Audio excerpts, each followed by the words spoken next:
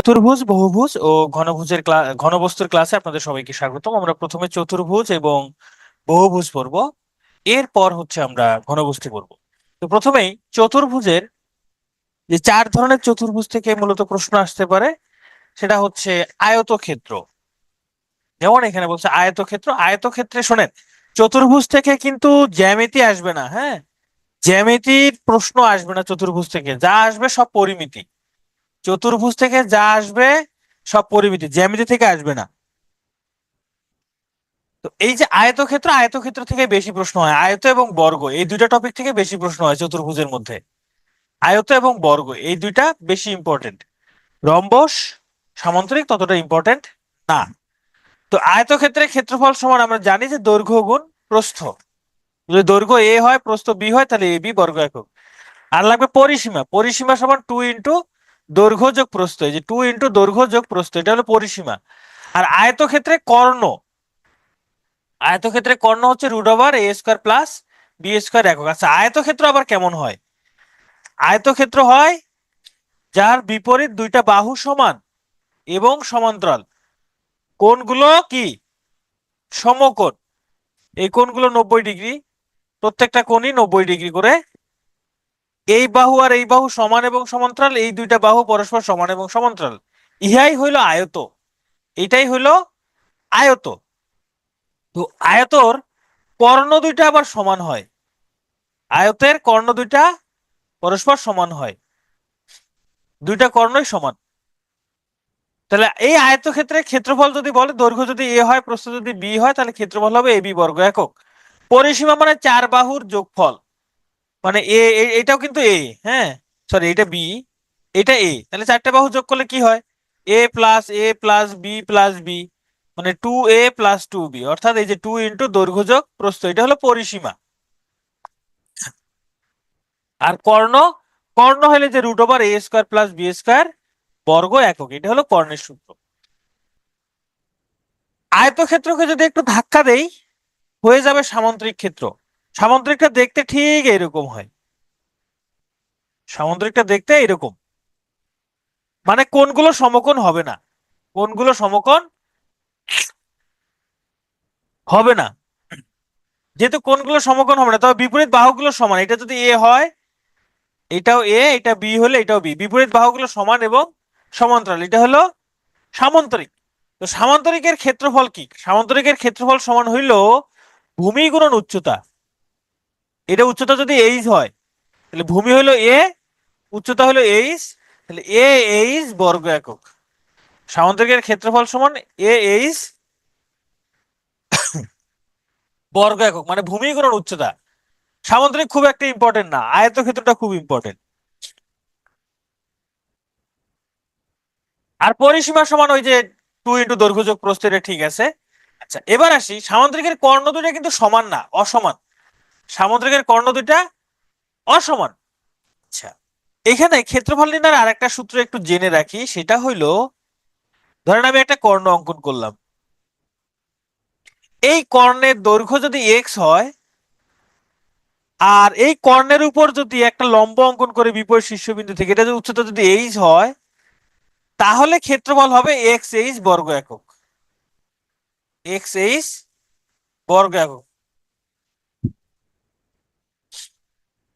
আমার কথাটা কি বুঝতে পারছেন?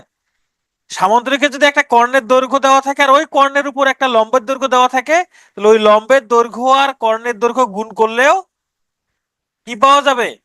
ক্ষেত্রফল পাওয়া যাবে। এটা খুব একটা ইম্পর্টেন্ট না, এখান থেকে প্রশ্ন আসবে না। ফাতেমা বুঝেন নাই ভাই? সূত্র মুখস্থ করবেন।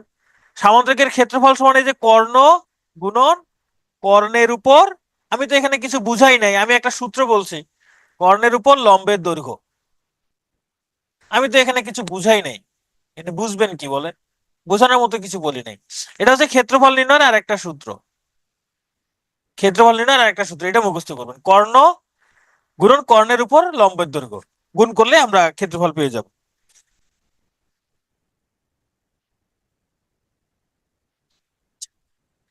এবার দেখি বর্গক্ষেত্র। এটা খুবই ইম্পর্টেন্ট, এটা সব থেকে ইম্পর্টেন্ট একটা topic. Very very very very important. হ্যাঁ, ভেরি ভেরি ইম্পর্টেন্ট।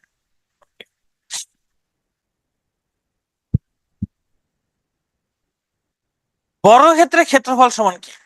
বর্গক্ষেত্রটা কি সেটা একটু দেখি আগে। বর্গক্ষেত্র হলো যার চারটা বাহুই সমান, যার চারটা বাহুই সমান, এটাও এ, এটাও এ, এটাও এ, এটাও এ। কোনগুলো সমকোণ? কোনগুলো সমকোণ? বর্গের কর্ণ দুইটা সমান হয়। বর্গের কর্ণ দুইটা কি হয়? তাহলে বর্গক্ষেত্রে ক্ষেত্রফলে যে বাহুর দৈর্ঘ্য থাকলে তার উপর স্কয়ার। তবে বর্গক্ষেত্রে আরেকটা ক্ষেত্রফল নির্ণয়ের সূত্র আছে, সেটা কি?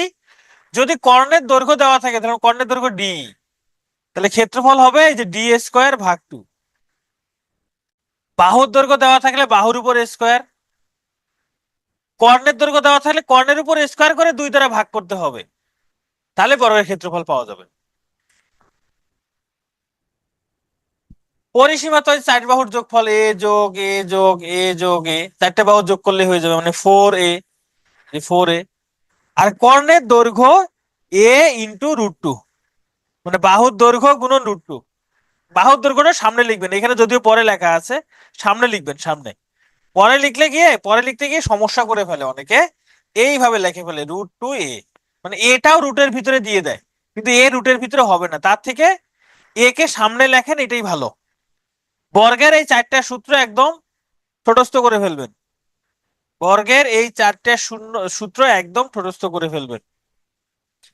হ্যাঁ, এ√2 লিখবেন, তাহলে আর ভুল হবে না।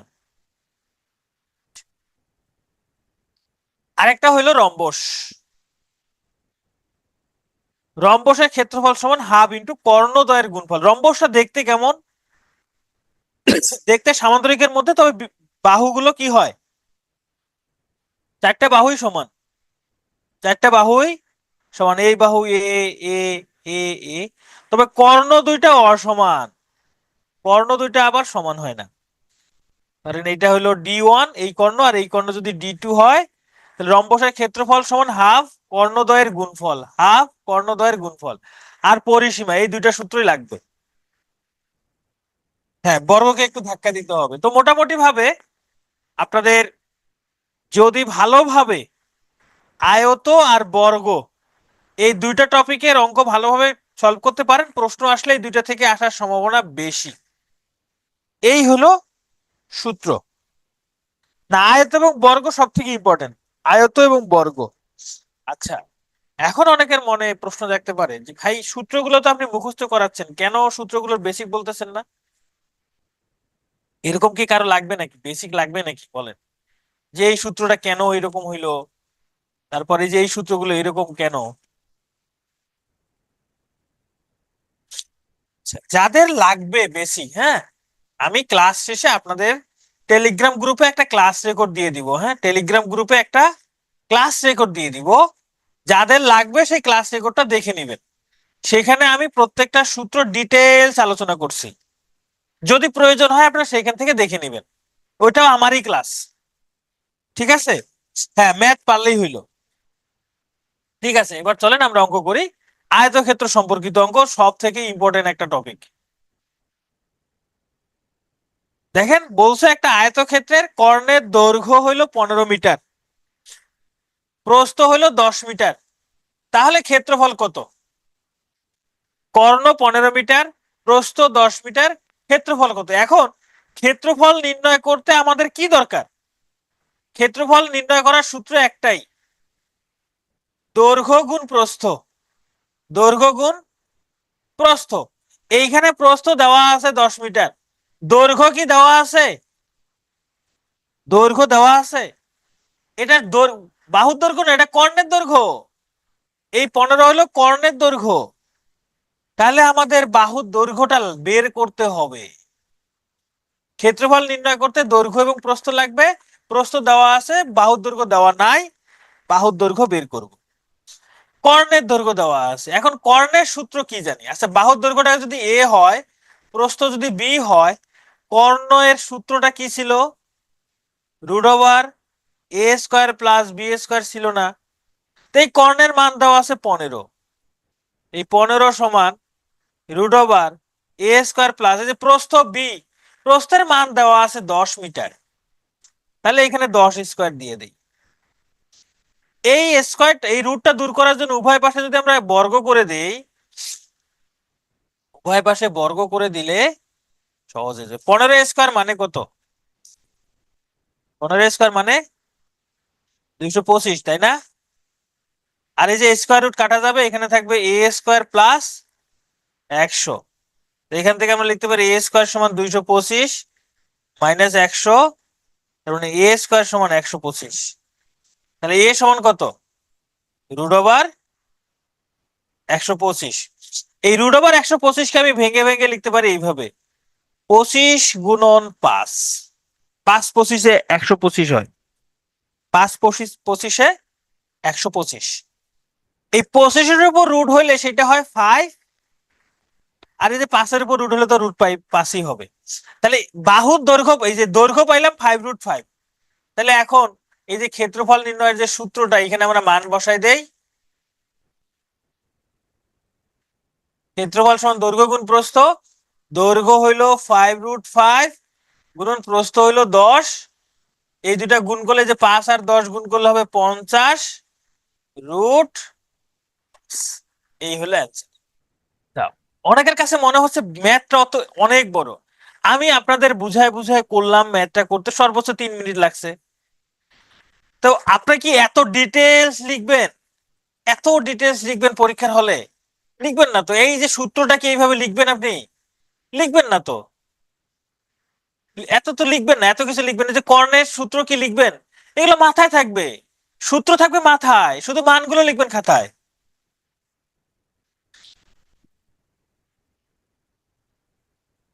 এখানে বলছে একটা আয়তক্ষেত্রের প্রস্থ হইল দৈর্ঘ্যের 4/3 সমান, কর্ণের দৈর্ঘ্য হইল 25 সেন্টিমিটার, আয়তক্ষেত্রটির দৈর্ঘ্য কত? আচ্ছা, তাহলে আমাদের এখানে কি করতে হবে? ধরতে হবে। ধরি দৈর্ঘ্য সমান 4x, তাহলে প্রস্থ কত হবে? প্রস্থ হবে 3x। প্রস্থ হবে 3x। দৈর্ঘ্য যদি 4x ধরে নেই, প্রস্থ হবে তখন 3টা x। এখন এইখানে একটা মান দেওয়া আছে কর্ণ। তাহলে আমরা কর্ণের সূত্রটা কি জানি? যে রুট ওভার দৈর্ঘ্য স্কয়ার যোগ প্রস্থ স্কয়ার সমান কর্ণ। কর্ণের মান হইল 25। এই স্কয়ারটা ওপাশে গিয়ে কি হয়ে যাবে? রুটটা ওপাশে গিয়ে স্কয়ার হয়ে যাবে। তাহলে এখানে হবে 16x² প্লাস 9x² সমান 25 স্কয়ার। এই যে রুটটা এই পাশে এসে স্কয়ার হয়েছে, তাহলে 25x² সমান 25 স্কয়ার মানে 25 গুণ 25। উভয় পাশ থেকে 25 25 কাটা দেই, তাহলে x সমান রুট ওভার 25 বাংলিশ হয়ে গেছে। মানে x এর মান হলো 5। এখন x এর মান যদি আপনি 5 বের করে ফেলছেন, x এর মান যেহেতু 5 বের করে ফেলছেন, এখন দৈর্ঘ্য বলুক, প্রস্থ বলুক, আর এটার ক্ষেত্রফল বের করতে বলুক, বের করা যাবে না এখন। তাহলে দৈর্ঘ্য কত হবে? 4 গুণন 5 সমান 20। প্রস্থ কত হবে? 3 গুণন 5 15। এখন ক্ষেত্রফলও বের করতে পারেন। এবার আসেন, আপনাদের মনে একটা সুন্দর একটা প্রশ্ন যাচ্ছে যে ভাই দৈর্ঘ্য কেন 4x ধরলেন? আমরা তো একটা করে x ধরি, আপনি কেন 4টে x ধরলেন? আপনারা তো একটা করে x ধরেন, যে দৈর্ঘ্য x, প্রস্থ হবে 3x/4। আপনারা এটা ধরে করছেন, তাই না? যাদের মনে এই প্রশ্ন যাচ্ছে আপনারা এটাই ধরছেন তো, তাই তো? তাই না? শোনেন, চেষ্টা করতে হবে অঙ্ক সবসময় সহজ ভাবে করার, সবসময় সহজ ভাবে করার। খেয়াল করে দেখেন, এখানে বলছে দৈর্ঘ্যের 4/3 হবে প্রস্থ, মানে দৈর্ঘ্যটা যা হবে তার 4 ভাগ করে 3 ভাগ নিলে হবে প্রস্থ। তাহলে দৈর্ঘ্যটা এমন ধরবো যাতে করে তাকে 4 দ্বারা ভাগ করা যায়। ভাগ করলে তাতে সুবিধাটা কি হবে? এই যে কোনো ভগ্নাংশ আসে নাই অঙ্কের মধ্যে, কোথাও ভগ্নাংশ নাই। আর যখনই আপনার ভগ্নাংশ আসবে হিসাবটা একটু জটিল হবে। হিসাবটা কি হবে? একটু জটিল হবে। আর এই যে দেখেন এখানে দৈর্ঘ্য এর, যার সাথে এর থাকবে সেটা নিচেরটা ধরে নিবেন। তাছাড়া এমনি পড়লেই বোঝা যায় যে প্রস্থ হইল দৈর্ঘ্যের 4/3 ভাগ। মানে আমি দৈর্ঘ্য যা নিব তাকে 4 ভাগ করে 3 ভাগ হবে প্রস্থ। তাহলে দৈর্ঘ্যটা এমন ভাবে ধরবো যাতে তাকে 4 দ্বারা ভাগ করা যায়। এই ধর আমি 4x নিছি, চাইলে আপনি 8x নিতে পারেন, চাইলে 12x নিতে পারেন, চাইলে 16x নিতে পারেন, এরকম যে কোনো কিছু নিতে পারেন। এখন সমস্যা হচ্ছে আপনাদের একটা করে এক্স ধরে অভ্যাস, কিন্তু বিশ্বাস করেন আমার একটা এক্স ধরে না ভাল লাগে না, আমি 4টা এক্স ধরি, মানে অসংখ্য করে অসংখ্য অসংখ্য এক্স ধরি। বুঝতে পারছেন? দেখবেন যখনই ভগ্নাংশ আসবে হিসাবটা জটিল হবে, টাইম বেশি লাগবে। সব সময় চেষ্টা করবেন ভগ্নাংশ থেকে দূরে থাকার। বুঝতে পারছেন? আচ্ছা, একজন বলছেন এখানে 25 25 কাটা গেল কেন? যদি আপনি বুঝে না থাকেন তাহলে আমি এখানে লিখতে পারি x² সমান এই 25 × 25 / 25, এই 25 25 কাটা গেল, এই যে কাটা দিলাম।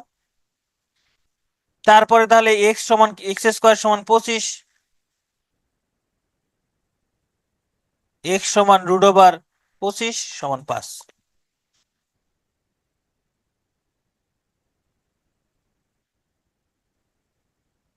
হ্যাঁ, মানে একটা এক্স ধরলে যে কষ্ট হবে তার থেকে আমি অনেকগুলো এক্স ধরে কষ্ট পাইলাম, অসুবিধা কোথায়? তাতে হয়তো বা কষ্ট একটু কমবে।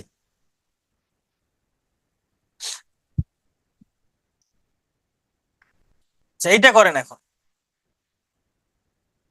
একটি আয়তক্ষেত্রের বাগানের ক্ষেত্রফল দেওয়া আছে, দৈর্ঘ্য দেওয়া আছে, বলছে বাগানের পরিসীমা কত।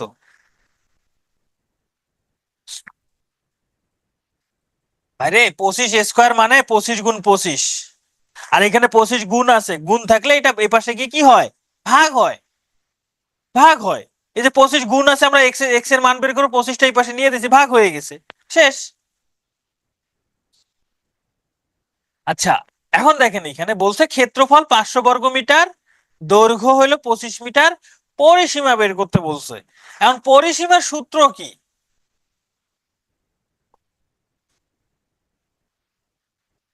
একটা হচ্ছে পরি আর একটা হচ্ছে সীমা, পরি এবং সীমা মিলে হচ্ছে পরিসীমা।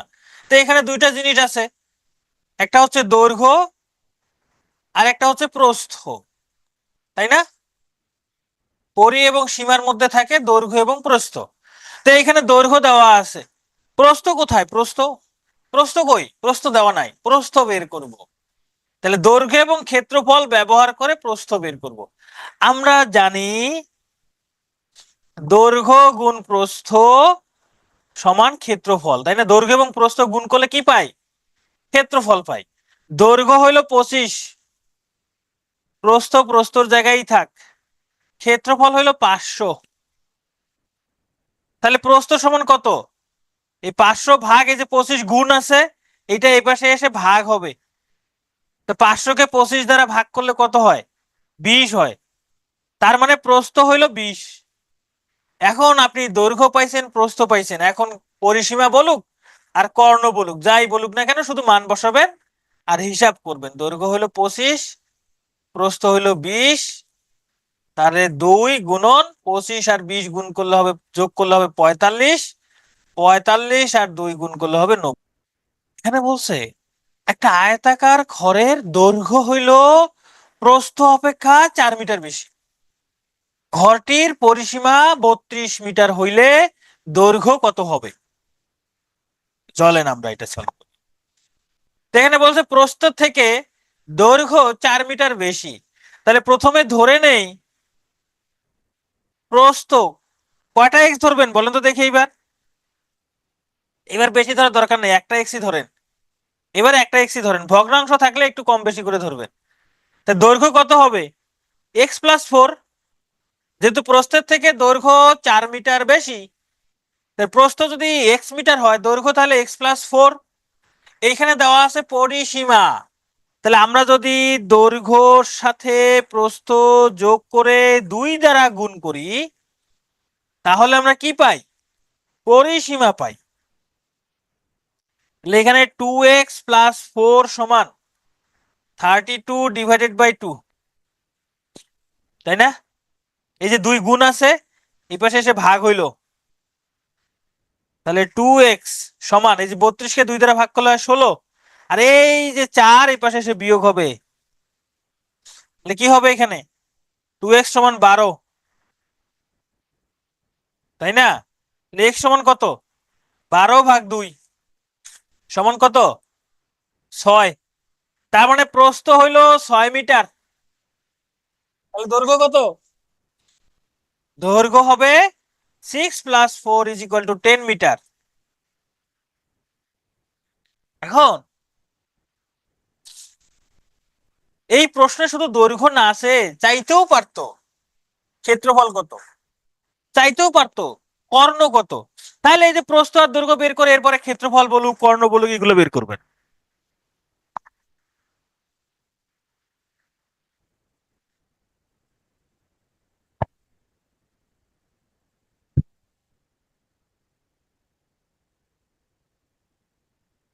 এখানে বলছে একটি আয়তক্ষেত্রের দৈর্ঘ্য প্রস্থের 2 গুণ, মানে প্রস্থ যা তার 2 গুণ দৈর্ঘ্য, ক্ষেত্রফল হইলো 1250। দৈর্ঘ্য কত? এটা নিজেরা করতে পারবেন না। প্রস্থ ধরবেন x, দৈর্ঘ্য হবে তাহলে 2x, ক্ষেত্রফল কত? দৈর্ঘ্য গুণ প্রস্থ সমান 1250,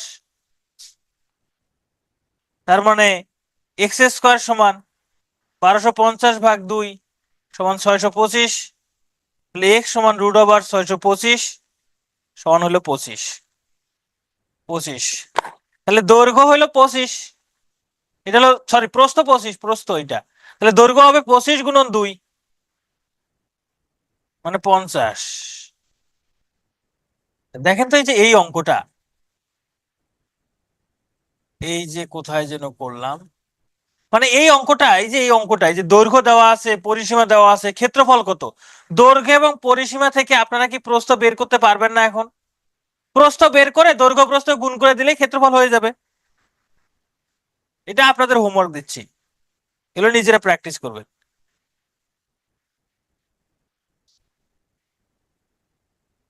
চতুর্ভুজের 4 কোণের অনুপাত 1 2 2 3 হলে ক্ষুদ্রতম কোণের মান কত? এইটা চতুর্ভুজের 4টা কোণের যোগফল 360 ডিগ্রি। হ্যাঁ, 360 ডিগ্রি। তো এটা আমরা এই ক্লাসে করব না, এটা করব আমরা অনুপাতের ক্লাসে, অনুপাত সমানুপাতের ক্লাসে করব, ঠিক আছে? অনুপাত সমানুপাতের ক্লাসে এই অঙ্কটা করব, কারণ আমি আপনাদের এখনো অনুপাত সমানুপাত শিখাইনি। যেহেতু অনুপাত সমানুপাত শিখাইনি, তাহলে এই অঙ্ক এখন করব না, অনুপাতের ক্লাসে করব। এটা শতকরা ক্লাসে করব, এটা শতকরা ক্লাসে করব। আমাদের কয়েকদিন পরে শতকরা ক্লাস আছে, ক্লাসে করব। কারণ আমি যদি শতকরা না বোঝাই, 20% বৃদ্ধি আর প্রস্থ 10% হ্রাস মানে কি, এইটা আপনারা বুঝতে পারবেন না। তো আমি শতকরা শিখবো আগে, দেন আমরা এই দুটো অঙ্ক করব। শতকরা ক্লাসে এইসব থাকবে, এগুলো স্লাইডে আছে, আগের থেকে আমি রেডি করে রাখছি। এবার আমরা টাইপ 2 করব, সামান্তরিক সম্পর্কিত অঙ্ক, যদিও খুব একটা ইম্পর্টেন্ট না, আর এখানে খুব বেশি প্রশ্নও নাই। আচ্ছা, সামান্তরিকের দুইটা সন্নিহিত কোণের একটি 115 ডিগ্রি হইলে অপরটি কত? যে সামান্তরিকের এটা একটা জ্যামিতি, জ্যামিতি থেকে যদিও প্রশ্ন আসবে না, আপনাদেরকে একটা জ্যামিতি শেখায়, সেটা হইলো সামান্তরিকের পাশাপাশি দুইটা কোণের যোগফল 180 ডিগ্রি হয়। এই দুইটা কোণের যোগফল 180 ডিগ্রি, এই কোণ আর এই কোণের যোগফল 180 ডিগ্রি হবে, এই কোণের সাথে এই কোণ যোগ করলে 180 ডিগ্রি হবে, এই কোণের সাথে এই কোণ যোগ করলে 180 ডিগ্রি হবে। তার মানে পাশাপাশি, পাশাপাশি মানে যে সন্নিহিত মানে পাশাপাশি দুইটা কোণের যোগফল 180 ডিগ্রি হয়। তাহলে একটা কোণের মান যদি 115 ডিগ্রি হয়, তাহলে আরেকটা কোণের মান কত? ধরে নিলাম যে এইটা কোণের মান হলে 115 ডিগ্রি, তাহলে এই কোণের মান কত সেটাই বলছে, এই কোণের মান কত সেটা বের করতে বলছে। যেহেতু পাশাপাশি দুইটা কোণের যোগফল 180 ডিগ্রি হয়, তাহলে এই কোণের মান 115 হলে আরেকটা কোণের মান হবে 180 মাইনাস 115 ইজ ইকুয়াল টু 65। তাহলে এই কোণের মান হবে 65 ডিগ্রি। এটা শুধু সামান্তরিক না, সামান্তরিকের ক্ষেত্রে না, যে পাশাপাশি দুইটা কোণের যোগফল 180 ডিগ্রি শুধু সামান্তরিক না, রম্বসের ক্ষেত্রেও হয়, সামান্তরিক রম্বস দুইটার ক্ষেত্রেই। বর্গ আয়তের ক্ষেত্রে তো হয়, বর্গের তো এগুলা কোণ 90 ডিগ্রি করে, বর্গ আয়তের এই কোণ 90 ডিগ্রি, এই কোণ 90 ডিগ্রি, তাই দুইটার যোগফলে তো 180 হবেই। তবে সামান্তরিক এবং রম্বসেরও পাশাপাশি দুইটা কোণের যোগফল 180 ডিগ্রি হয়। আর হ্যাঁ, বিপরীত কোণ দুইটা পরস্পর সমান, যে এটা এই কোণ আর এই কোণ সমান হবে। এটা 65 ডিগ্রি হলে এটাও 65 ডিগ্রি, এটা 115 ডিগ্রি হলে এটাও 115 ডিগ্রি হবে। হ্যাঁ, সম্পূরক কোণ। নাবিলা সুন্দর কথা বলছেন। তাহলে সামান্তরিক রম্বসের পাশাপাশি দুইটা কোণ বা সন্নিহিত দুইটা কোণ পরস্পর সম্পূরক কোণ। সুন্দর। প্রশ্ন এরকম আসতে পারে যে নিচের কোণটি সঠিক, বললো যে সামান্তরিকের দুইটি সন্নিহিত কোণ পরস্পর সম্পূরক কোণ, পরস্পর পূরক কোণ। হ্যাঁ, এরকম কিছু আসতেও পারে।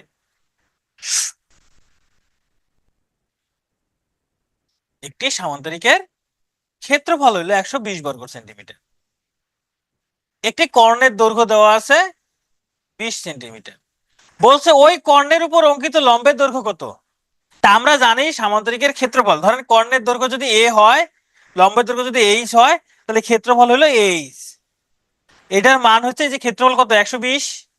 তা কর্ণের দৈর্ঘ্য হলো 20, তাহলে 20 গুণন এইচ সমান 120। তাহলে এইচ সমান 120 ভাগ 20 সমান 6। তাহলে লম্বের দৈর্ঘ্য হবে 6 সেন্টিমিটার। সামান্তরিকের অঙ্ক খুব একটা ইম্পর্টেন্ট না। চলেন এটা জ্যামিতি করি, যদিও জ্যামিতি থেকে প্রশ্ন আসে না। বলছে এ বি সি ডি একটি সামান্তরিক। ওকে, এ বি সি ডি একটি সামান্তরিক যাহার ডিসি ভূমিকে ই পর্যন্ত বর্ধিত করা হয়েছে। A B C D, DC ভূমিকে ই পর্যন্ত বর্ধিত করা হয়েছে। বলছে বিএডি 100 ডিগ্রি, এই কোণের মান 100 ডিগ্রি। বিসিই এই কোণের মান কত বলেন তো।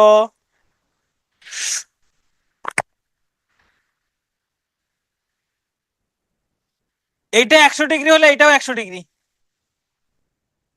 আর এইটা 100 ডিগ্রি হলে তাহলে এটা হবে 80 ডিগ্রি, কারণ পুরোটাই 180 ডিগ্রি। তাহলে বিসিই কোণের মান হবে 80 ডিগ্রি। খুবই সহজ একটা ম্যাথ। ও, এখানে চিত্র করাই ছিল। আচ্ছা, বর্গ খুব ইম্পর্টেন্ট টপিক, এখান থেকে প্রশ্ন আসতে পারে। একটি বর্গের কর্ণের দৈর্ঘ্য দেওয়া আছে, ক্ষেত্রফল কত। আমরা বলছিলাম কর্ণের দৈর্ঘ্য দেওয়া থাকলে ক্ষেত্রফল হবে কর্ণের দৈর্ঘ্যকে স্কয়ার করে 2 দ্বারা ভাগ। কর্ণের দৈর্ঘ্যকে স্কয়ার করে 2 দ্বারা ভাগ, তাহলে 4 এর উপর স্কয়ার করলে হবে 16, √2 এর উপর স্কয়ার করলে হবে 2, আর নিচে 2, 2 2 কাটা, এটার মান হলো 16। তাহলে ক্ষেত্রফল হবে 16 বর্গ একক। এইবার ক্ষেত্রফল দেওয়া আছে, পরিসীমা বের করতে হবে। পরিসীমা বের করতে গেলে আমাদের দরকার বাহুর দৈর্ঘ্য, বাহুর দৈর্ঘ্য বের করতে হবে। তো ক্ষেত্রফল দেওয়া থাকলে বাহুর দৈর্ঘ্য বের করার সময় কি করতে হয়, রুট করতে হয় ক্ষেত্রফলকে। বাহুর দৈর্ঘ্য সমান √900 মানে 30। বাহুর দৈর্ঘ্য হলো 30, এটা হলো বাহুর দৈর্ঘ্য। তাহলে পরিসীমা কত, পরিসীমা হবে 4 ইন্টু বাহুর দৈর্ঘ্য মানে 120।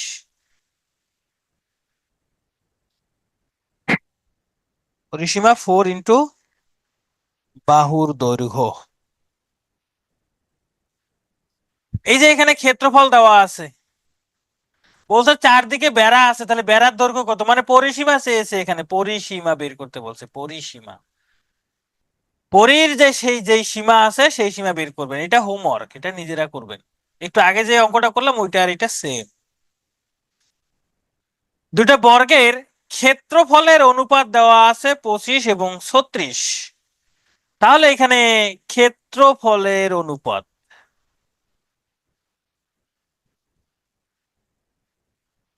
কত দেওয়া আছে, 25:36। তাহলে বাহুর অনুপাত কত হবে। আমরা জানি ক্ষেত্রফলকে বর্গমূল করলে বাহু পাওয়া যায়, তাহলে বাহুর অনুপাত হবে 5 ইস টু 6, মানে এটাকে রুট করলে হয়ে যাবে না? রুট করলে আমরা বাহু পাবো, তাহলে 25 রুট করলে হবে 5, 36 রুট করলে 6। এবার বলছে পরিসীমার অনুপাত, তাহলে বাহুর দৈর্ঘ্যকে 4 দ্বারা গুণ করলে আমরা পরিসীমা পাবো। তাহলে 6 যদি বাহুর দৈর্ঘ্য হয় তাহলে 4 দ্বারা গুণ করলে পরিসীমা পাবো। তাহলে অনুপাতের ক্ষেত্রে এটা একটা ভগ্নাংশের মতো, তো এই 4 আর 4 কাটা যায়, কাটা গেলে এখানে হবে 5:6, এটাই অ্যান্সার। মানে অ্যান্সার 5:6। যাই হোক, অনুপাতের জিনিসগুলো অনুপাতের ক্লাসে আরো ক্লিয়ার হবে।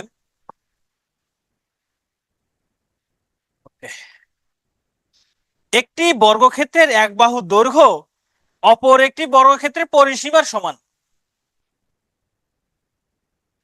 ধরেন এটা একটা বর্গ, হ্যাঁ, এটা একটা বর্গ যার বাহুর দৈর্ঘ্য হইল এ। বলেন তো পরিসীমা কত হবে? 4a না? 4a কিনা বলেন, পরিসীমা এটা হবে কিনা? হবে। এখন প্রশ্নে বলছে একটা বর্গের পরিসীমা যা আর একটা বর্গের বাহু হবে সেইটা। একটা বর্গের পরিসীমা যা হবে আর একটা বর্গের বাহু হবে তাই, মানে আর একটা বর্গ হচ্ছে যার বাহুর দৈর্ঘ্য হবে, আর একটা বর্গ আছে যার বাহুর দৈর্ঘ্য হইল 4a, যার বাহুর দৈর্ঘ্য হইল 4a। প্রশ্নটা কি এবার বুঝতে পারছেন? প্রশ্ন এবং চিত্র বলছে একটা বর্গক্ষেত্রের এক বাহুর দৈর্ঘ্য, এই যে দেখেন এই বর্গের এক বাহুর দৈর্ঘ্য আর একটা বর্গের পরিসীমার সমান। এই দেখেন এই বাহুর দৈর্ঘ্যটা এই বর্গের পরিসীমা। আচ্ছা, এবার বলছে বর্গক্ষেত্র দুটির ক্ষেত্রফলের অনুপাত কত। আচ্ছা বলেন তো, এইটা বর্গের বাহু যদি এ হয়, ক্ষেত্রফল কি এ স্কয়ার হবে না? এইটার বাহুর দৈর্ঘ্য যদি 4a হয় তাহলে ক্ষেত্রফল কত হবে? 4a হোল স্কয়ার, মানে 16a স্কয়ার। তাহলে এবার অনুপাত করেন, এ স্কয়ার অনুপাত 16a স্কয়ার। এই এ স্কয়ার আর এ স্কয়ার কাটা যায়, কাটা গেলে হবে 1:16, 1:, জাস্ট খালি চিত্রটা অঙ্কন করতে পারলেই অঙ্ক সহজ হয়ে যাবে। একটি বর্গক্ষেত্রের বাহুর দৈর্ঘ্য 8 ফুট, ওই বর্গক্ষেত্রের কর্ণের উপর অঙ্কিত বর্গের ক্ষেত্রফল কত? ধরেন একটা বর্গ,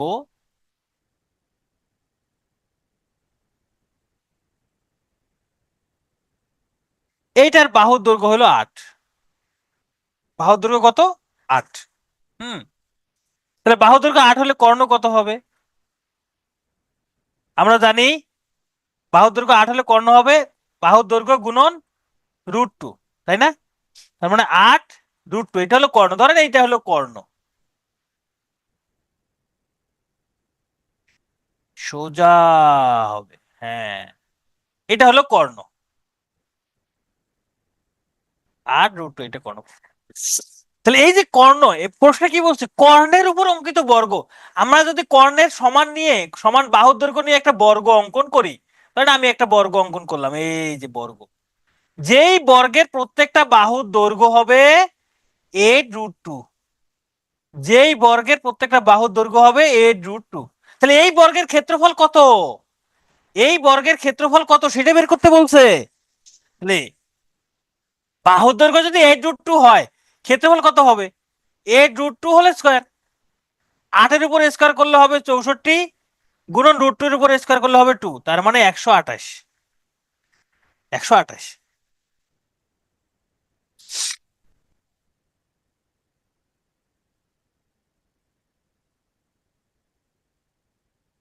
সব থেকে কঠিন দুইটা অঙ্ক আপনারা করে ফেলছেন।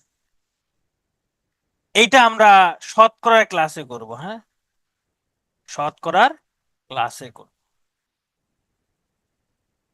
শতকরার ক্লাসে করব এটা।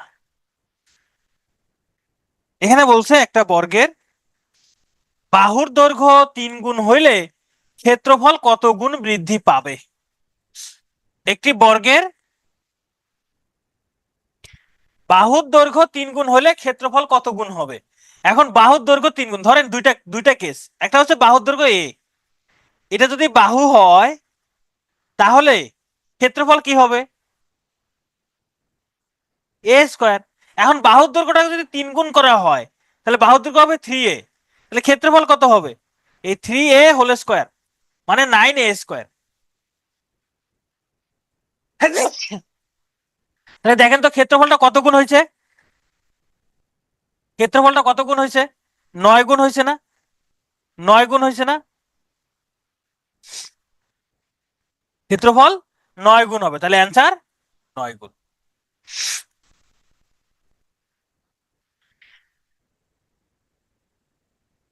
ওকে, এক কথা বাহুর দৈর্ঘ্য যত গুণ বৃদ্ধি পাবে ক্ষেত্রফল তার স্কোয়ার করলে অ্যান্সারটা পেয়ে যাবে, তাই না? 3 এর উপর স্কোয়ার করলে অ্যান্সারটা চলে আসবে। আচ্ছা, এইটা আমরা গত ক্লাসে করি নাই, তাই না? গত ক্লাসে বলছিলাম যে বর্গর যখন শিখবো তখন এই অঙ্কটা আমরা করব, যে 2 সেন্টিমিটার বাহু বিশিষ্ট একটি বর্গের অভ্যন্তরে অন্তর্বৃত্ত অঙ্কিত হইলে বৃত্ত দ্বারা বর্গের অনধিকৃত অংশের ক্ষেত্রফল কত? ধরেন এই একটা বর্গ যার বাহুর দৈর্ঘ্য হলো 2 সেন্টিমিটার, বাহুর দৈর্ঘ্য 2 সেন্টিমিটার। এখন এই বর্গের অভ্যন্তরে যদি একটা অন্তর্বৃত্ত অঙ্কন করি, এই একটা বৃত্ত অঙ্কন করলাম, এখন বলছে বৃত্ত দ্বারা অনধিকৃত অংশের, মানে হচ্ছে এই যে কোণার মধ্যে এই অংশটা আছে না, কোণার মধ্যে যে এই অংশগুলো আছে না, এইগুলোর ক্ষেত্রফল বের করতে বলছে, এই অংশটুকুর ক্ষেত্রফল বের করতে বলছে, এই অংশটা। আচ্ছা, বর্গের বাহুর দৈর্ঘ্য যদি 2 হয়, বাহুর দৈর্ঘ্য যদি 2 হয় তাহলে ক্ষেত্রফল কত হবে বলেন তো? 2a স্কোয়ার মানে 4। এখন এই যে বর্গের বাহুর, বর্গের ক্ষেত্রফল 4 মানে বর্গের ক্ষেত্রফল মানে এটা পুরোটাই, সব, এটা পুরোটাই হলো বর্গের ক্ষেত্রফল, যা আছে সব পুরোটাই। আচ্ছা, এখন আমি যদি পুরোটা থেকে বৃত্তের ক্ষেত্রফলটা বাদ দেই, এই বৃত্তের এই যে গাঢ় অংশটা যদি বাদ দেই, তাহলে কি এইটার ক্ষেত্রফল পাবো না? এই ফাঁকা অংশগুলোর, এই যে এই অংশগুলোর ক্ষেত্রফল পাবো না? লাল লাল আমি দাগ দিছি, পুরোটা থেকে যদি আমি বৃত্তের গাঢ় অংশটা বাদ দিই তাহলে এই অংশটা পাবো। তাহলে এবার বৃত্তের ক্ষেত্রফল লাগবে। খেয়াল করে দেখেন, বৃত্তের আমি যদি এইটা যোগ করে দেই, যে এই পাশ থেকে এই পাশে যোগ করে দেই, এটা হবে ব্যাস, এটা হবে ব্যাস, এটার দৈর্ঘ্য হলো 2 মিটার, সরি 2 সেন্টিমিটার। তাহলে বৃত্তের ব্যাস 2 সেন্টিমিটার, তাহলে ব্যাসার্ধ কত? ব্যাসার্ধ 2/2 মানে 1 সেন্টিমিটার, এটাই হলো বৃত্তের ব্যাস। তাহলে ব্যাসার্ধ 1 সেন্টিমিটার, তাহলে বৃত্তের ক্ষেত্রফল কত? পাই ডট 1 স্কোয়ার মানে পাই। তাহলে বৃত্তের ক্ষেত্রফল হলো পাই, বর্গের ক্ষেত্রফল 4, তাহলে পুরো ক্ষেত্রফল থেকে বৃত্তের ক্ষেত্রফল বাদ দিলে হবে 4 মাইনাস পাই, এইটাই হলো অ্যান্সার, এটাই অ্যান্সার, 4 মাইনাস পাই, এটাই অ্যান্সার। মানে পুরো বর্গের ক্ষেত্রফল, এই যে বর্গের ক্ষেত্রফল হলো 4, সেখান থেকে বৃত্তের ক্ষেত্রফল পাই বাদ দিছি, অ্যান্সার চলে আসছে। ব্যাস 2 কিভাবে? এই যে এটা 2, এটা এই বাহুটা কত? 2 মিটার না? এই বাহু আর এই যে আমি মাঝখানে বৃত্তের মাঝখানে যে বাহুটা দিয়েছি, দুইটাই তো সমান, এটা 2 মিটার হলে এটাও 2 মিটার, এটা 2 মিটার হলে এটাও 2 মিটার, এই জন্য ব্যাস সমান।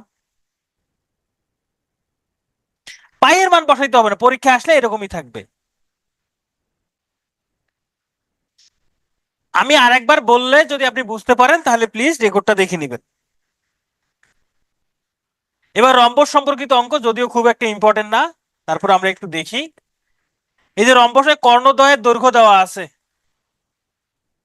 কর্ণদ্বয়ের দৈর্ঘ্য দেওয়া আছে, বলছে রম্বসের ক্ষেত্রফলের সমান ক্ষেত্রফল বিশিষ্ট বর্গের পরিসীমা কত?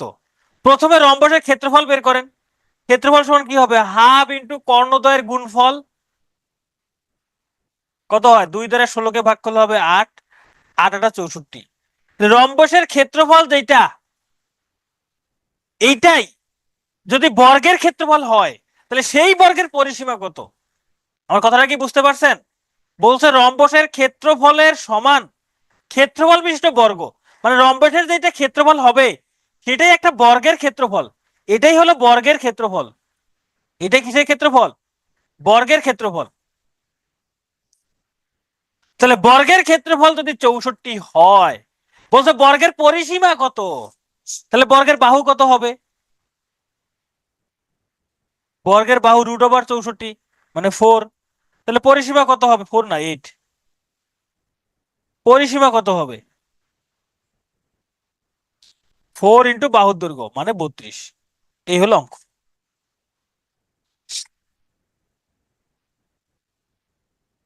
এবার রম্বসের কর্ণ দেওয়া আছে একটা, ক্ষেত্রফল দেওয়া আছে আরেকটা, কর্ণের দৈর্ঘ্য কত? তাহলে আমরা জানি রম্বসের ক্ষেত্রফল সমান হাফ ইন্টু কর্ণদ্বয়ের গুণফল। আরেকটা কর্ণ ধরে নিলাম ডি, আরেকটা কর্ণ ধরে নিলাম ডি। এই ক্ষেত্রফলের মান দেওয়া আছে 120।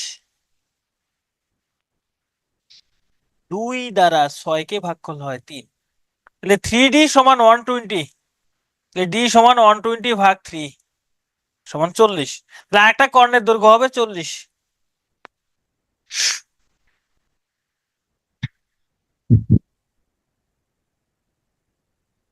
আরেকটা কর্ণের দৈর্ঘ্য হবে 40।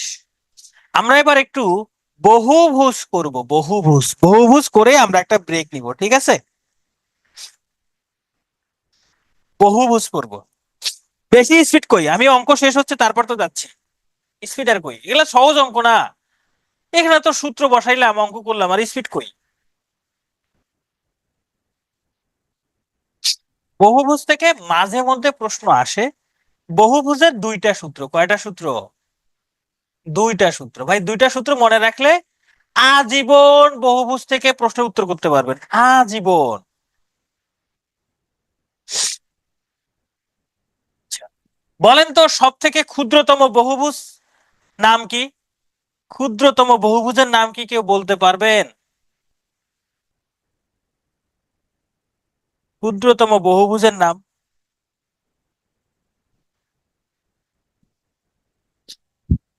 গুড, ত্রিভুজ। আচ্ছা চলেন, এই যে একটা ত্রিভুজ, এটা কি? ত্রিভুজ। কয়টা ত্রিভুজ? একটা ত্রিভুজ। ত্রিভুজের তিন কোণের যোগফল কত? ত্রিভুজের তিনটা কোণের যোগফল কত হয়?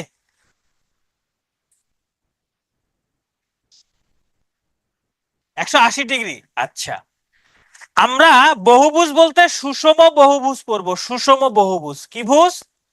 সুষম বহুভুজ মানে যার সবগুলো বাহুই সমান। যেমন ত্রিভুজের সবগুলো বাহু সমান, এটা সুষম বহুভুজ মানে সমবাহু ত্রিভুজ আর কি। এখন সমবাহু ত্রিভুজের বলছিলাম প্রত্যেকটা কোণ কত ডিগ্রি? 60 ডিগ্রি করে না? প্রত্যেকটা কোণ 60 ডিগ্রি করে। সমবাহু ত্রিভুজের প্রত্যেকটা কোণ 60 ডিগ্রি। এখন এই সমবাহু ত্রিভুজের একটা বাহুকে যদি আমি বর্ধিত করি, বলেন তো এই বাইরের ত্রিভুজ, বাইরের কোণটার মান কত হবে? 120। আচ্ছা, আমি আরেকটা বাহুকে বর্ধিত করলাম, এই যে এই বাহুটাকে বর্ধিত করলাম, এই কোণটার মান কত হবে? 120। আরেকটা বাহুকে বর্ধিত করলাম, এই কোণটার মান কত হবে? 120। তাহলে একটা ত্রিভুজের বহিস্থ তিনটা কোণের যোগফল কত বলেন? এই তিনটা বহিস্থ তিনটা কোণের যোগফল কত? 360 ডিগ্রি, রাইট? 360 ডিগ্রি। এবার চতুর্ভুজ নিলাম, সুষম চতুর্ভুজ। সুষম চতুর্ভুজ বলতে বর্গ। বর্গের প্রত্যেকটা কোণ 90 ডিগ্রি করে। বর্গের প্রত্যেকটা কোণ 90। এখন বলেন, বর্গের একটা বাহুকে বর্ধিত করলাম, তাহলে এই বহিস্থ কোণটা কত ডিগ্রি হবে?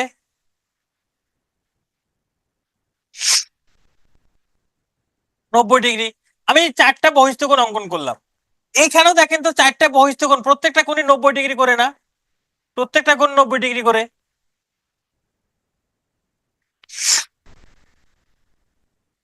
তাহলে এখানেও এই চারটা বহিস্থ কোণের যোগফল 360 ডিগ্রি হবে না?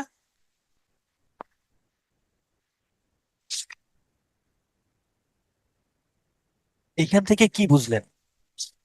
ত্রিভুজ, চতুর্ভুজ, পঞ্চভুজ, ষড়ভুজ হোক, এক কোটি ভুজ হোক, যত ভুজই হোক, তার বাহুগুলো দ্বারা যতগুলো বহিস্থ কোণ উৎপন্ন হয় সবগুলো বহিস্থ কোণের যোগফল কত ডিগ্রি হচ্ছে?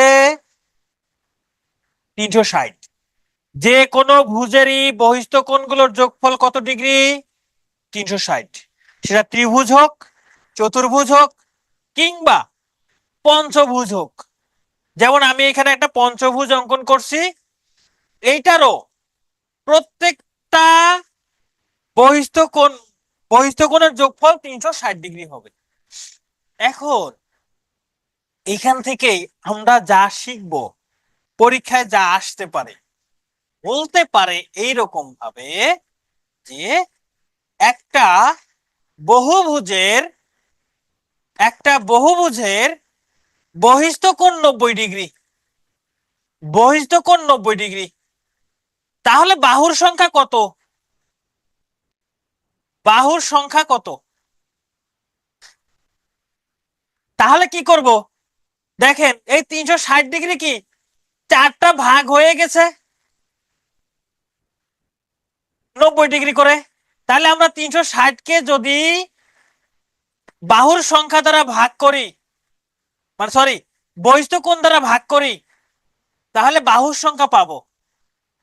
360 ডিগ্রিকে বহিস্থ কোণ দ্বারা ভাগ করলে কি পাবো?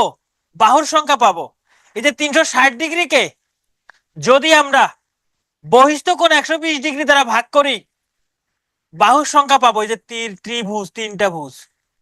ঠিক তার উল্টো ভাবে যদি বলে কোনো একটা বহুভুজের বহিস্থ কোণ 120 ডিগ্রি, তাহলে বাহুর সংখ্যা কত? বলতে পারে কোনো একটা বহুভুজের বহিস্থ কোণ 120 ডিগ্রি, তাহলে বাহুর সংখ্যা কত? তাহলে কি করবেন? 360 ডিগ্রিকে বহিস্থ কোণ দ্বারা ভাগ করে দেন, বাহুর সংখ্যা 3। যদি বলে কোনো একটা বহুভুজের বহিস্থ কোণ বাহুর সংখ্যা 4, বহিস্থ কোণ তো বের করতে পারছেন তাই না? তাহলে আমরা এখান থেকে আসলে কি শিখতেছি? আমরা এখান থেকে শিখতেছি যদি বলে বহিস্থ কোণ তাহলে 360 ভাগ বাহুর সংখ্যা। যদি বলে বাহুর সংখ্যা তাহলে 360 ডিগ্রি ভাগ কি হবে? বহিস্থ কোণ। মনে থাকবে না? মনে থাকবে না? সহজ আছে কিনা? তাহলে এটা একটা পঞ্চভুজ। এটা কি ভুজ? সুষম পঞ্চভুজ।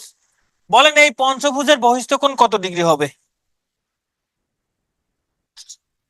বলেন এই পঞ্চভুজের বহিস্থ কোণ কত ডিগ্রি হবে?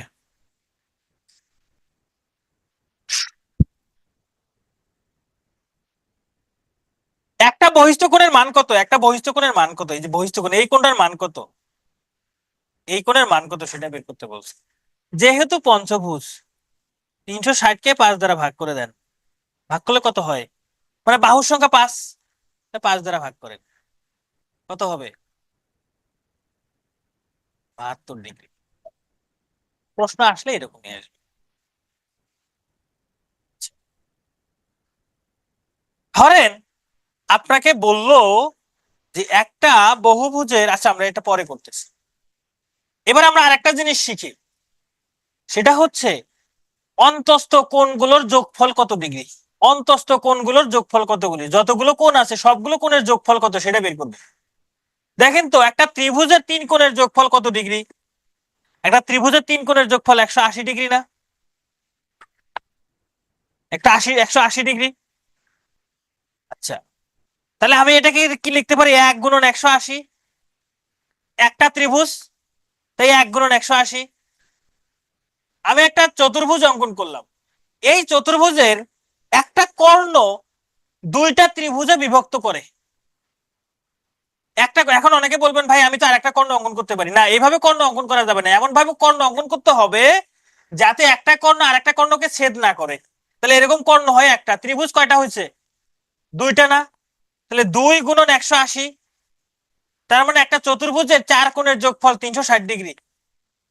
বাহু ছিল 4টা, বাহু ছিল 4টা, 180 গুণ করছি কয়টা? 2টা। বাহু ছিল 3টা, 180 গুণ করছি কয়টা? একটা। এবার ধরেন একটা পঞ্চভুজ, দেখেন পঞ্চভুজে কয়টা ত্রিভুজ অঙ্কন করা যায়, দেখেন এই যে পঞ্চভুজে এরকম 3টা ত্রিভুজ অঙ্কন করা যায়, এই 1 2 3, তার মানে 3 গুণন 180, তাহলে 3 গুণন 180, তাহলে বাহু ছিল কয়টা? 5টা, বাহু 5টা, বাহু হইল 5টা, বাহু 5টা, কিন্তু 180 গুণ করছি কয়টা? 3টা। আচ্ছা যদি একটা ষড়ভুজ নেই, দেখেন একটা ষড়ভুজের ত্রিভুজ অঙ্কন করা যায় 1 2 3 4, তাহলে বাহু 6টা, কিন্তু 180 গুণ হবে 4টা। এখান থেকে আসলে কি বুঝতে পারতেছেন? অন্তস্থ কোণগুলোর যোগফল, অন্তস্থ কোণগুলোর যোগফল, বাহু যতগুলো থাকবে তার থেকে 2 কম করে 180 গুণ করে দিব, তার থেকে 2 কম করে 180 গুণ করে দিব। যেমন ধরেন আমি সপ্তভুজ নিলাম, সপ্তভুজ নিলাম, তাহলে এর অন্তস্থ কোণগুলোর যোগফল কত হবে? তাহলে 7টা বাহু আছে, তাহলে 5 গুণন 180, শেষ, অন্তস্থ কোণগুলোর যোগফল। হ্যাঁ, বাহুর সংখ্যা যত থাকবে তার থেকে 2 মাইনাস করে 180 গুণ, তাহলে আমরা পেয়ে যাব অন্তস্থ কোণগুলোর যোগফল। শেষ, এখন অঙ্ক করেন। একটা পঞ্চভুজের কোণগুলোর সমষ্টি মানে অন্তস্থ কোণগুলোর কথা বলছে, বলেন কত হবে? একটা পঞ্চভুজের অন্তস্থ কোণগুলোর যোগফল কত হবে?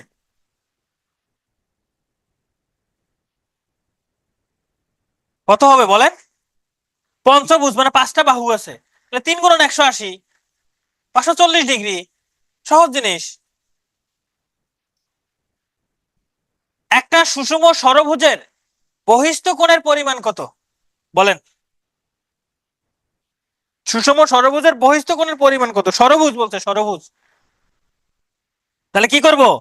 360 কে, ষড়ভুজ মানে 6টা বাহু, 6 দ্বারা ভাগ করব, 6 দ্বারা ভাগ করলে কত হয়? 60 ডিগ্রি। একটি সুষম ষড়ভুজের বহিস্থ কোণের মান হইল 60 ডিগ্রি।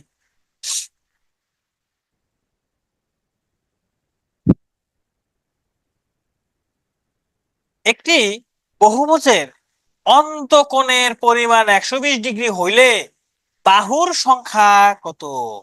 আমরা জানি বাহুর সংখ্যা সমান 360 ডিগ্রি ভাগ বহিস্থ কোণ। তো এটা তো অন্তস্থ কোণ দেওয়া আছে, এটা কি কোণ? অন্তঃকোণ দেওয়া আছে। মানে আপনার ধরেন একটা যদি ধরেন এরকম একটা যদি ধরেন একটা যদি এরকম একটা ভুজ হয়, আপনার এই কোণটার মান দেওয়া আছে, এই কোণের মান ধরেন 120 ডিগ্রি, তাহলে এই কোণের মান কত? এই কোণের মান কত? বহিস্থ কোণটা কত হবে? 60 ডিগ্রি হবে না? মানে অন্তঃকোণের মান দেওয়া থাকলে 180 থেকে কি করবেন? বিয়োগ করবেন আগে, তাহলে হবে বহিস্থ কোণ। বহিস্থ কোণ পেয়ে গেছেন, এবার ভাগ করেন, 360 ডিগ্রিকে 60 দ্বারা ভাগ করেন, কত হয়? 6 ডিগ্রি। কত হবে?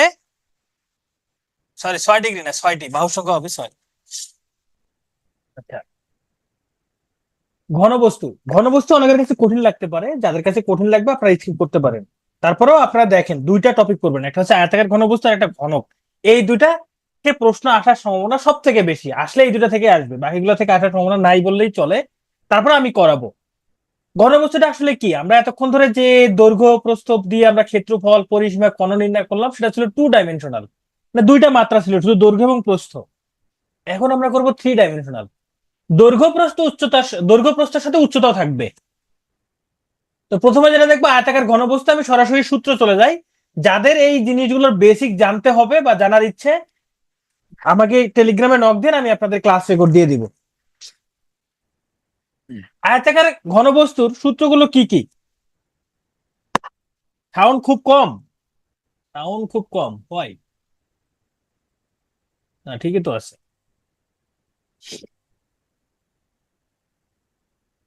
সাউন্ড যার কম, আপনি আপনার সমস্যা, আপনার ফোনে আপনি লিভ নিয়ে আবার জয়েন করেন, তাহলে ঠিক হয়ে যাবে।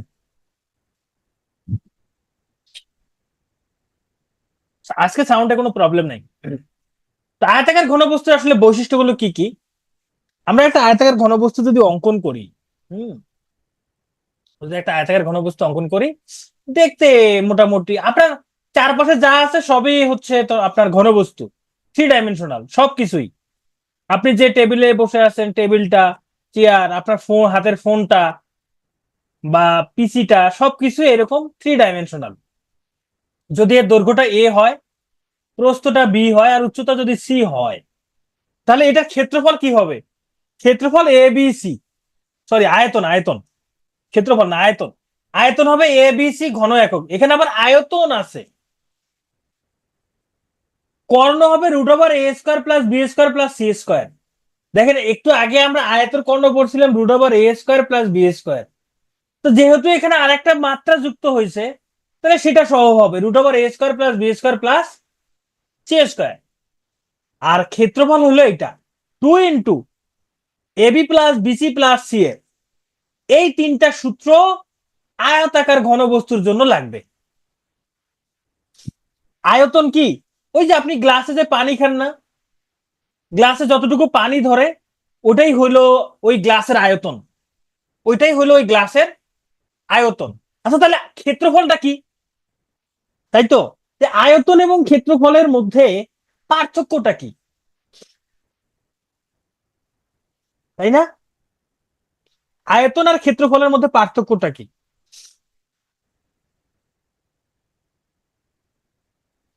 আপনি যেই ঘরটাতে আছেন, যেই ঘরটাতে আছেন, ঘর, হুম, এই ঘর একটা আয়তাকার ঘনবস্তু। এই ঘরের ভিতরে যে যে জায়গাটা আছে, ভিতরে পুরো জায়গাটা, ফাঁকা জায়গাটা, এটা পুরোটাই হলো আয়তন, পুরোটাই আয়তন। তাহলে ক্ষেত্রফল কি? ক্ষেত্রফল হইলো আপনার ঘরের মেঝে আছে না, মেঝের ক্ষেত্রফল। ঘরের মেঝেটা আছে না, মেঝের ক্ষেত্রফল। ঘরের ছাদ আছে, ছাদের ক্ষেত্রফল। ঘরের 4টা দেয়াল আছে, 4টা দেয়ালের ক্ষেত্রফল। এই সবগুলো ক্ষেত্রফল। ক্ষেত্রফল মানে হচ্ছে পুরো সারফেসটা, এই পুরো সারফেসটা। মানে আপনার হচ্ছে ঘরের মেঝেতে যদি কার্পেট দিয়ে বিছিয়ে রাখেন, পুরো মেঝেটাতে কার্পেট বেছান, তাহলে সেটাতে টোটাল ক্ষেত্রফলের উপর কার্পেটটা বেছানো হবে, শুধু মেঝের উপরে। আর যদি আয়তন বলে, ধরেন আপনি ওই ঘরের, আপনার ঘরের ঘরের মধ্যে হচ্ছে, ঘরটাকে ধরেন গুদাম মনে করেন, সেখানে আপনি কি করবেন? ভুট্টার বস্তা রাখবেন, ভুট্টার বস্তা রাখবেন। এই যে ভুট্টার বস্তার যে জায়গাগুলো জুড়ে থাকবে, সেটা হলো আয়তন, সেটা হলো আয়তন।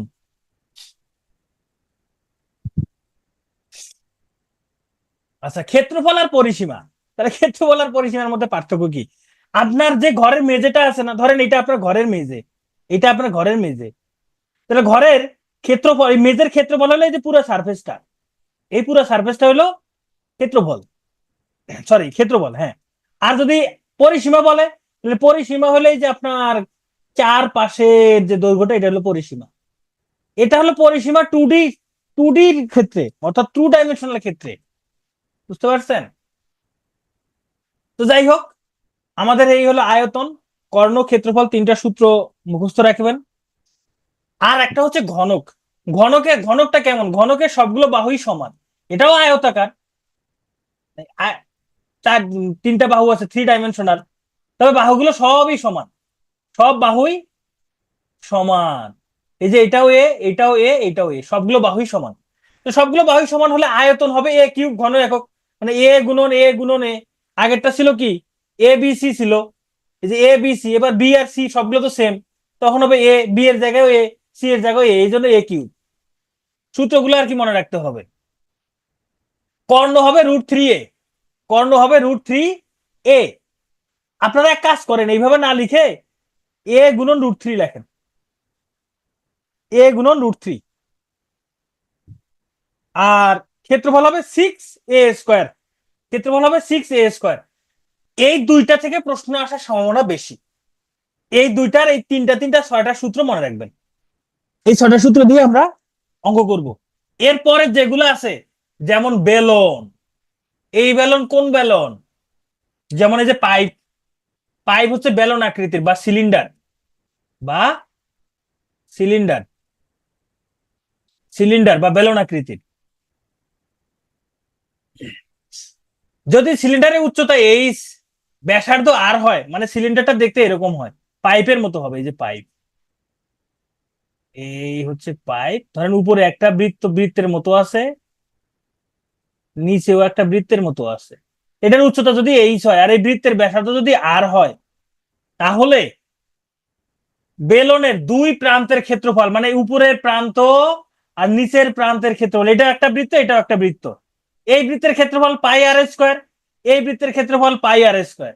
তাহলে দুই প্রান্তের ক্ষেত্রফল পাই আর স্কোয়ার আর পাই আর স্কোয়ার যোগ করলে 2 পাই আর স্কোয়ার বর্গ হবে। তাহলে বেলনের দুইটা প্রান্তের ক্ষেত্রফল 2 পাই আর স্কোয়ার। এখন এই যে বক্রতল, এই যে বক্রতল, এই যে এই অংশটা পাইপের এই সারফেসটা, এটার ক্ষেত্রফল কত? এটার ক্ষেত্রফল হবে 2 পাই আর এইচ। এই যে যেহেতু উচ্চতা এইচ আছে, 2 পাই আর এইচ। তাহলে সমগ্র পৃষ্ঠের ক্ষেত্রফল কি হবে? সমগ্র পৃষ্ঠের ক্ষেত্রফল কি হবে? সমগ্র পৃষ্ঠের ক্ষেত্রফল এই যে 2 পাই আর + এইচ। অন্তত পক্ষে এই সূত্রটা লাগবে, অন্তত পক্ষে এই সূত্রটা মনে রাখতে হবে।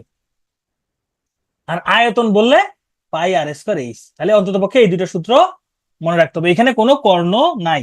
47-এর জন্য প্রথম দুইটা, ওই যে আয়তাকার ঘনবস্তু আর ঘনক, বিসিএস এর জন্য প্রথম দুটো খুবই ইম্পর্টেন্ট, কিন্তু পরেরগুলো অতটা ইম্পর্টেন্ট না, যেমন এই যে বেলন, এগুলো অতটা ইম্পর্টেন্ট না। তাহলে অন্তত পক্ষে এই দুটো সূত্র আপনারা মনে রাখার ট্রাই করবেন। এবার আসেন কোনক। কোনকটা কি? কোনক হইলো ওই যে আপনারা কোন আইসক্রিম খান না, দেখতে ঠিক সেই রকম, এই হলো কোনক।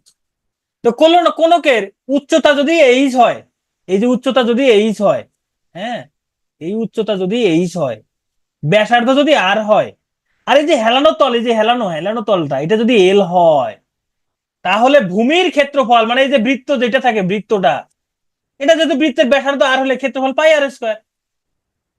বক্রপৃষ্ঠের ক্ষেত্রফল পাই আর এল, এই যে এটার ক্ষেত্রফল হবে, এই বক্রপৃষ্ঠের ক্ষেত্রফল পাই আর এল। সমগ্র পৃষ্ঠের ক্ষেত্রফল অন্ততপক্ষে এই সূত্রটা লাগবেই, পাই আর × আর+এল। এই দুটো মনে না থাকলেও চলবে, এই সূত্রটা লাগবে। আর আয়তন 1/3 পাই আর স্কোয়ার এইচ। আগেরটা ছিল বেলনের আয়তন ছিল পাই আর স্কোয়ার এইচ, আর এটা হলো 1/3 পাই আর স্কোয়ার এইচ।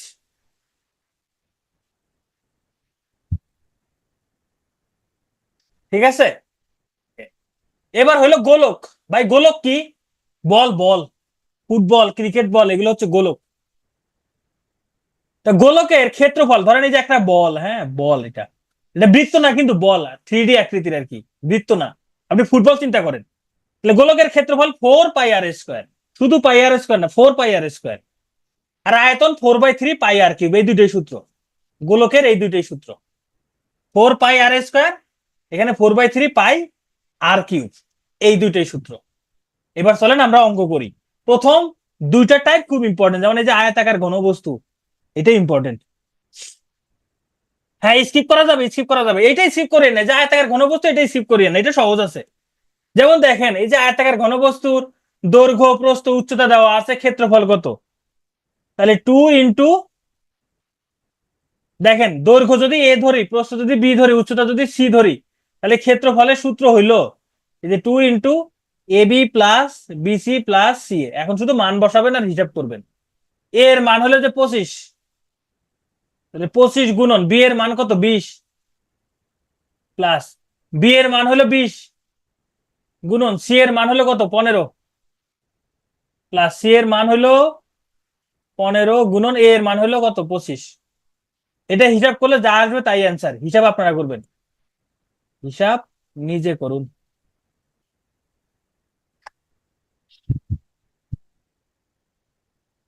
এবার দেখেন দৈর্ঘ্য প্রস্থ উচ্চতা দেওয়া আছে, কর্ণের দৈর্ঘ্য বের করতে বলছে। তাই কর্ণের দৈর্ঘ্য কি? দৈর্ঘ্য যদি এ হয়, প্রস্থ যদি বি হয়, উচ্চতা যদি সি হয়, তাহলে কর্ণের দৈর্ঘ্য √A² + B² + C²। তাহলে √A হলো 6 তার উপর স্কোয়ার, বি হলো 3 তার উপর স্কোয়ার, সি হলো 2 তার উপর স্কোয়ার। তাহলে কত হয়? 36 + 9 + 4, 49। 49-এর বর্গমূল করলে হবে 7। কর্ণের দৈর্ঘ্য 7, কর্ণের দৈর্ঘ্য 7।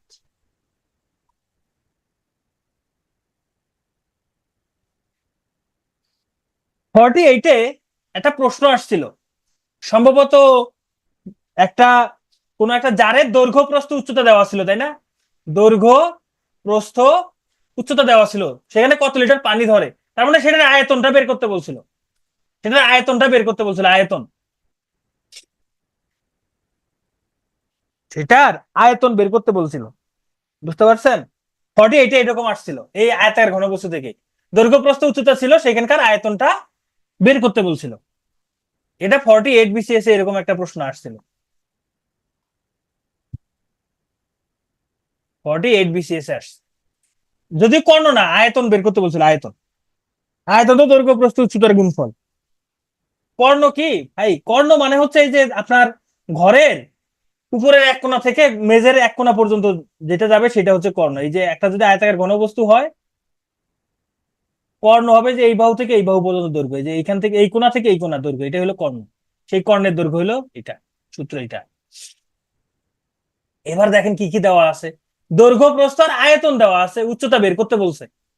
উচ্চতা যদি এইচ হয়, আচ্ছা উচ্চতা যদি সি হয়, দৈর্ঘ্য এ, প্রস্থ বি, তাহলে আয়তন কি? আয়তন এ বি সি না? তাহলে আয়তন হচ্ছে কত? 7200। এর মান হলো 30, গুণন বি এর মান হলো 20, গুণন সি এর মান বের করবো। তাহলে সি সমান এই 7200 ভাগ এই 30 × 20, হিসাব করেন, এই 0 0 এই 0 0 কাটা, 2 আর 3 গুণ করলে 6, 6 বারং 72, মানে 12। হিসাব করলে 12 হবে।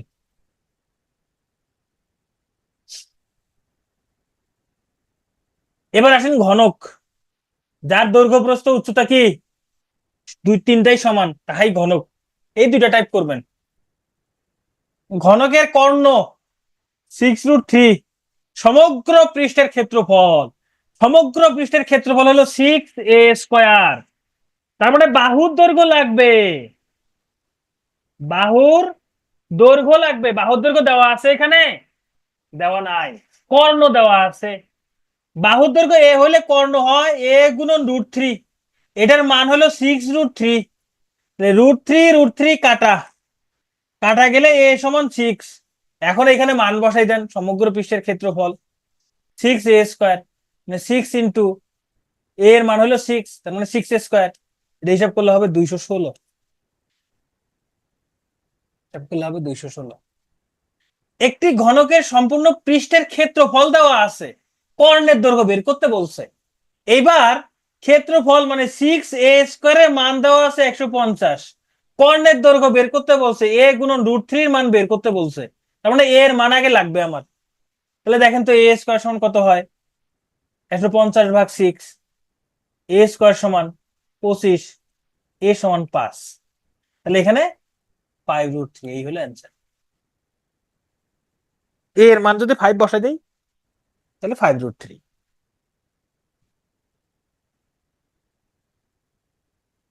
এবার বলছে একটি ঘনকের ঘনফল, কি ফল? কি ফল এখানে? ঘনফল। ঘনফল মানে আয়তন, ঘনফল মানে আয়তন। হ্যাঁ, কর্ণের দৈর্ঘ্য বের করতে বলছে। কর্ণের দৈর্ঘ্য মানে এ গুণন √3 লাগবে,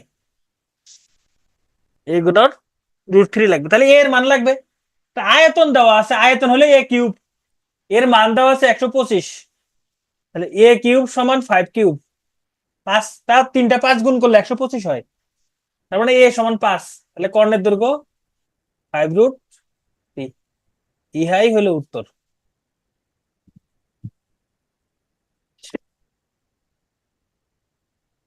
এখানে বলছে একটা ঘনকের আয়তন এবং সমগ্র তলের ক্ষেত্রফল সমান হলে, আয়তন এবং সমগ্র তলের ক্ষেত্রফলের সমান হয়, তাহলে ঘনকটির এক ধারের দৈর্ঘ্য কত? দেখেন, এক ধারের দৈর্ঘ্য যদি এ হয়, আয়তন হয় a³, সমগ্র তলের ক্ষেত্রফল হবে 6a²। বলছে এই দুইটা সমান, a³ কে লিখতে পারে a.a², আর এখানে 6a², a² কাটা গেলে a সমান 6, তার মানে ধারের দৈর্ঘ্য হলো 6। প্রথম দুইটা টাইপ আপনারা করবেন, পরে এগুলো কঠিন লাগলে বাদ দিবেন, পরে এগুলো যদি কঠিন লাগে তাহা বাদ দিবেন, ঠিক আছে? পরে এগুলো কঠিন লাগলে বাদ দিবেন।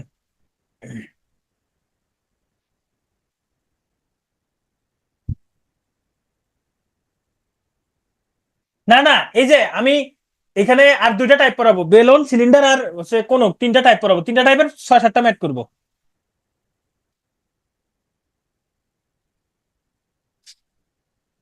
ঘনফলের সমার্থক শব্দ হইলো কি? ঘনফলের সমার্থক শব্দ হইলো আয়তন। যেমন সিরাজউদ্দৌলা বলতে আমরা বুঝি বাংলার শেষ স্বাধীন নবাব, বুঝি সিরাজউদ্দৌলা মানেই হচ্ছে শেষ স্বাধীন নবাব, তাই না? বাংলার শেষ স্বাধীন নবাব ছিল সিরাজউদ্দৌলা, ওটার সাথে এটা যেমন রিলেটেড, ঘনফল মানেও আয়তন।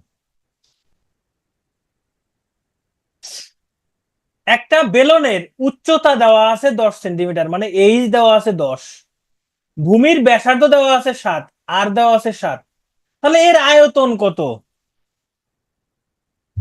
বেলনের আয়তন হচ্ছে পাই আর স্কয়ার এইচ। আয়তনের সূত্র হলো এটা, পাই আর স্কয়ার এইচ। তাহলে এখন মান বের করেন, পাই এর মান হলো 22/7, মান বসাই দেন। আর এর মান হলো 7, তার উপর স্কয়ার। এইচ এর মান হলো 10, এখানকার 7 আর 7 স্কয়ার বাদ দিলে হবে 7, তাহলে কত হয়? এখন গুণ করেন, 7 দুগুণে 14, 7 দুগুণে 15, 1540, তাই না? এই ঠিক আছে তো? আমি কিন্তু হিসাব হিসাব হিসাব কিতাব ভুল করি প্রচুর, দেখেন আবার, ভুল হলে কিন্তু দোষ আপনাদের।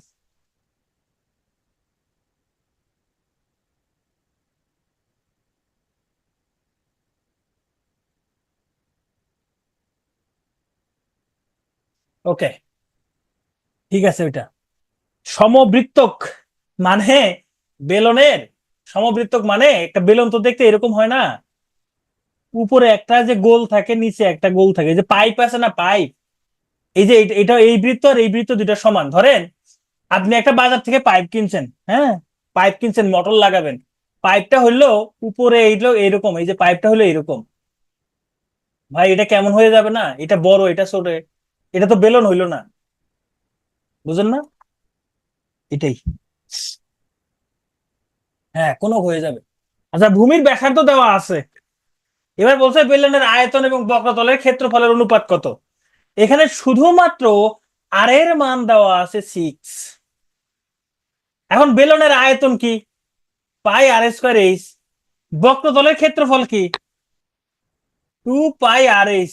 বলছে এদের আয়তন কি, মানে অনুপাত, অনুপাত, এদের অনুপাত কত? তাহলে যে পাই আর স্কয়ার এইচ ভাগ 2 পাই আর এইচ, এখানকার পাই পাই কাটা, এইচ এইচ কাটা, উপরে থাকে আর স্কয়ার মানে 6 স্কয়ার, নিচে থাকবে 2 × 6 মানে 36/12। 12 দ্বারা 36 ভাগ করলে হবে কত? 3, মানে 3/1। তাহলে অনুপাত হবে 3:1। তাহলে অনুপাত হবে 3:1। হ্যাঁ, বেলুন বেলুন আর সিলিন্ডার, সিলিন্ডার একই। 6 সেন্টিমিটার ব্যাসার্ধ, 7 সেন্টিমিটার উচ্চতা বিশিষ্ট একটি সিলিন্ডারের আয়তন কত বের করবেন নিজেরা, পাই আর স্কয়ার এইচ এ মান বসিয়ে নিজে চেষ্টা করবেন। যাদের কঠিন লাগতেছে এই টপিক গুলো, আপনারা স্কিপ করেন, কোনো সমস্যা নাই। এবার আসেন কোনক, আমরা একটু কোনকের দুই একটা ম্যাথ করি। 12 সেন্টিমিটার উচ্চতা বিশিষ্ট একটি কোনকের এইচ হলো 12, ভূমির ব্যাস 10 সেন্টিমিটার, ব্যাস 10 হলে ব্যাসার্ধ আর সমান কত? 5। কোনকটির তির্যক উন্নতি কত? তির্যক উন্নতি মানে এল এর মান বের করতে বলছে। এই দেখেন, এই যে কোনক দেখতে এরকম হয়, এই যে এটা হলো এল, এটা হলো এইচ, এটা হলো আর, এটা পিথাগোরাসের সূত্র অনুযায়ী এটা সমকোণ হয়েছে। তাহলে এখান থেকে আমরা লিখতে পারি যে এল স্কয়ার সমান এইচ স্কয়ার প্লাস আর স্কয়ার, এখানেও পিথাগোরাস আছে। এই যে এল এর মান বের করতে বলছে, তির্যক উন্নতি মানে হেলানো তলের দৈর্ঘ্য বের করতে বলছে। হেলানো তলের দৈর্ঘ্য, তির্যক উন্নতি মানে এই যে হেলানো তলের দৈর্ঘ্য, এটাকেই বলছে তির্যক উন্নতি। তো এখানে মান বসাই দেন, এল স্কয়ার সমান এইচ এর মান হলো 12, 12 স্কয়ার প্লাস আর এর মান 5, 5 স্কয়ার, তাহলে এল স্কোয়ার সমান 144 যোগ 25 সমান 169। তাহলে এখান থেকে আমরা এল সমান লিখতে পারি √ওভার 169 সমান 13। এটা অ্যান্সার, অ্যান্সার 13। এবার দেখেন ব্যাসার্ধ দেওয়া আছে, হেলানো তলের দৈর্ঘ্য এল দেওয়া আছে, উহার আয়তন কত? এখন আয়তনের সূত্র জানি 1/3 পাই আর স্কোয়ার এইচ। এখন এইচ না এল এর মান দেওয়া আছে, তো আমরা এই যে একটু আগে লিখলাম এল স্কোয়ার সমান এইচ স্কোয়ার প্লাস আর স্কোয়ার, এখান থেকে এইচ এর মান বের করা যাবে না? এইচ স্কোয়ার সমান এল স্কোয়ার মাইনাস আর স্কোয়ার, এল এর মান হলো 10, 10 স্কোয়ার মাইনাস 6 স্কোয়ার মানে 64। এইচ সমান √ওভার 64 মানে হলো 8। এইচ এর মানটা আগে বের করে নিলাম, এখন মান বসাই দেন। 1/3 পাই এর মান পাই থাক, আর এর মান 6 তার উপর স্কোয়ার, এইচ এর মান 8। 3 দ্বারা 6 স্কোয়ার কে ভাগ করলে হবে 12, তাহলে 8 আর 12 গুণ করলে 96 পাই। এই হলো অ্যান্সার। কার কথা বুঝতেছেন না? আমার কথা বুঝতেছেন না? হাই হাই, আমি তো বাংলা ভাষায় কথা বলতেছি, হয়তো প্রমিত হয় না কিন্তু বাংলা ভাষায় তো কথা বলতেছি। ও অঙ্কের কথা, তাহলে এগুলো স্কিপ করেন, না বুঝলে এটা নিয়ে মাথা ঘামানোর দরকার নেই, আপনার হাতে টাইম নেই, আর এগুলো আসার সম্ভাবনা খুবই কম। এটা নিজেরা করবেন, ব্যাসার্ধ দেওয়া আছে, উচ্চতা দেওয়া আছে, আয়তন বের করবেন। গোলক আমাদের সর্বশেষ টাইপ। 6 সেন্টিমিটার ব্যাস বিশিষ্ট গোলকের আয়তন কত? গোলকের আয়তনের সূত্র হলো 4/3 পাই আর কিউব। এখানে আর এর মান দেওয়া আছে 6, তাহলে 4/3 ইন্টু পাই ইন্টু আর এর মান হলো 6 তার উপরে কিউব। এই 3 দ্বারা 6 কিউবকে ভাগ করলে হয় 36, তার মানে 36 পাই। এই হলো অ্যান্সার। না, ধারায় স্কিপ করা যাবে না, ধারা থেকে একটা প্রশ্ন আসবে। একটা গোলকের ব্যাস 8 সেন্টিমিটার, এর পৃষ্ঠের ক্ষেত্রফল কত? ব্যাস 8 সেন্টিমিটার, তাহলে ব্যাসার্ধ হবে 4 সেন্টিমিটার। পৃষ্ঠের ক্ষেত্রফল মানে গোলকের ক্ষেত্রফল বের করতে বলছে, তাহলে ক্ষেত্রফলের সূত্র কি? 4 পাই আর স্কোয়ার, 4 পাই, এখানে আর এর মান কত? 4 তার উপর স্কোয়ার, 16 আর 4 গুণ করলে 64, 64 পাই। হ্যাঁ, ফার্স্ট দুইটা টাইপ করলেই হবে, প্রথম দুইটা টাইপ করলেই হবে। থ্যাংক ইউ, আজকে এই পর্যন্তই। দেখা হবে আগামী ক্লাসে। যাদের কাছে ঘনবস্তু কঠিন লাগে টাইপ 1 এবং আচ্ছা টাইপ 1 ও 2 করেন, টাইপ 1 ও 2 করবেন যাদের কঠিন লাগে।